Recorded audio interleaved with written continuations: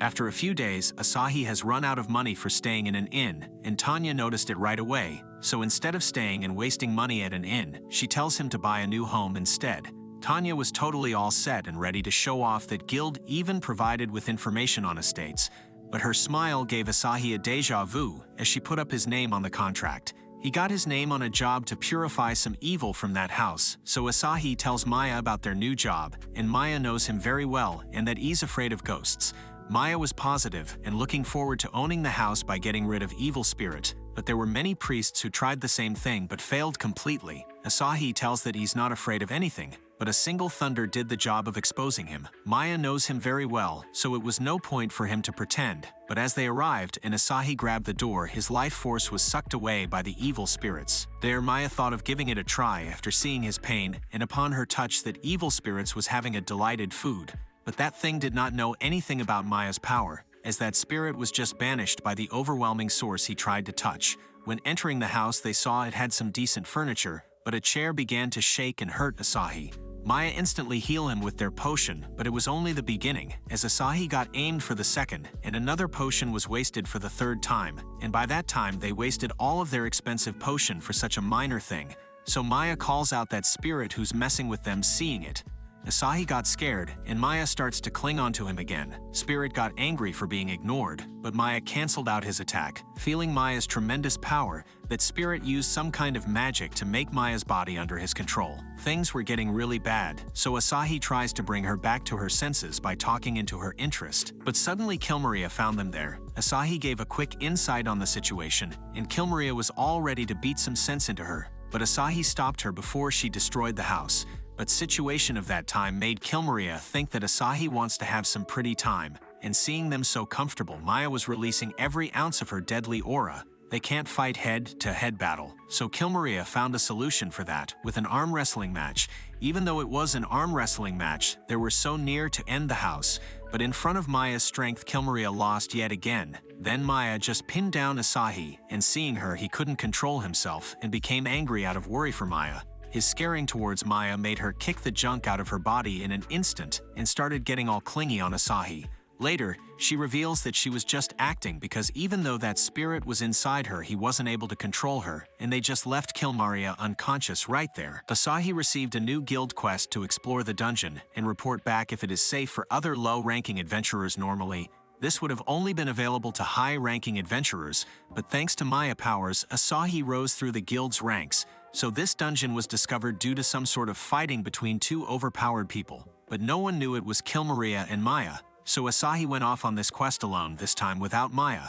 But there was a monster that had his eyes on Asahi, but Maya just scared it away with her glance, and once again Asahi's attempt to complete this quest alone was unsuccessful. So in the dungeon, Asahi tries to be a pro because he had played many RPG games and thought he knew everything about classic trap, but then he himself activated a trap. Thankfully, he was saved by Maya. After that, many dead soldiers of the dungeon appear, and Maya was about to blow them off, but luckily Asahi stopped her in time. Or else she would have blown up the entire dungeon, and Maya took it the wrong way again because of her brother complex. So to avoid getting buried in the dungeon, Maya used her combat skill to take them out like a champ. Then in the middle of the dungeon, they found the throne, but there was no sign of the boss. There were some baby bears playing. So upon his close inspection, Asahi made the decision that no one should enter the dungeon because of its weak structure. And as they were on their way back, Maya got some heat on him as she tried being naughty again, so Asahi was irritated by her behavior. Because he was hungry, Maya took off in a hurry to hunt something, but right after she left, many of those monsters reappeared to get their paws on Asahi. So he ran for his life and returned to the town. But there, a girl stopped Asahi to know some location, and on top of that, she would love to have Asahi company, but he just got some dangerous vibes from her. It made him be on his guard, but it turns out it was Kilmaria, and she wanted to explore the human town. But showing the demon around the town would have been dangerous, but Asahi just trusted Kilmaria. So he took her around the town and showed horses and the bridges to cross the river. Kilmaria pities that humans are weak. At the sunset, Asahi took her to the perfect spot for the view, but he was still worried for his behavior with Maya, that he got angry on her, so Kilmaria asks him to become a demon and leave Maya behind. But his feelings for Maya are still so strong that he can't even think about something like that. So they ended up at the guild to report about the dungeon to Tanya. Looking at them made her angry, and Kilmaria just added fuel to the fire when she left, unable to figure out what had just happened. Asahi and Kill Maria goes to a restaurant for a nice human-type meal, and the drink there hits Kill Maria so hard that she forgets what money is, so all the money Asahi has now is spent down.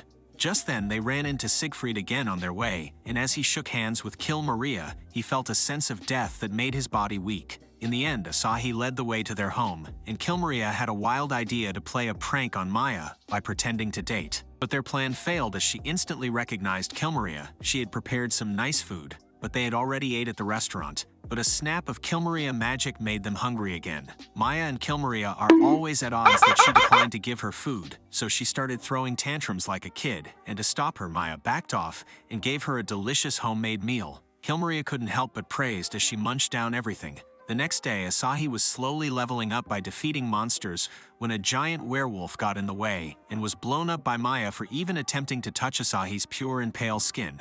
Maya saw Asahi pretty but minor scratch on his arm and wanted to lick it off. Asahi barely got away from her but stumbled upon a girl at the gate. She was a kind girl, as she heals Asahi for his humble behavior, but her party still treats her very rudely. Maya again caught up to Asahi, but the wound she wanted to lick has already been healed. For their daily routine, Asahi gets to the guild for any quest and gets the info from Tanya about the newly discovered dungeon and its treasure that caused a panic among adventurers. But all of them returned saying that the monsters were above their limits of handling. But there was a party that didn't make it out, and it was none other than Sophie and her party. They were lucky that Asahi and Maya listened to Tanya's request to save them. But Sophie got the idea of Asahi being a hero that she long desired to serve from her childhood. Her mother had told her about a hero who was going to appear kind, strong, and humble, so she found Asahi at a restaurant and told him everything about how she thinks of him as a hero. But seeing a cute girl for the first time, he just complied with her imagination. But the problem was whether or not Maya would agree to let Sophie join in the party. But she was all down to Sophie because she admires Asahi. Then Sophie's party came all the way there to blame her for their defeat, but she spoke out loud about their own mistakes and weaknesses and took Asahi's side, thinking he would defeat them all.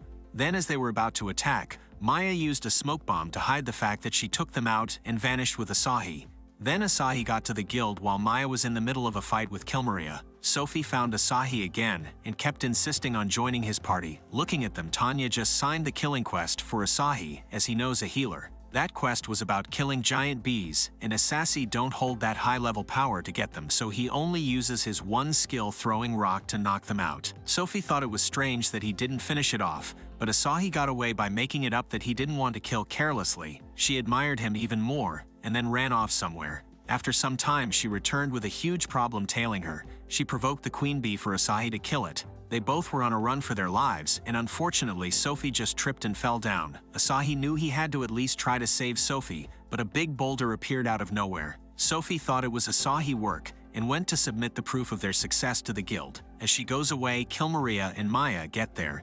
It was all because of their mini-fight that Asahi went back home while Sophie returns to guild and turns in the proof of their success. She still waits for Asahi even at night, but he didn't come, and admiring Sophie was still there waiting for him. Seeing this, Asahi couldn't reject her determined desire to join them and agrees to accept her into his party. This video, don't forget to give me a like and subscribe to my channel. I will bring more exciting anime in the future. Thanks for watching. Bye.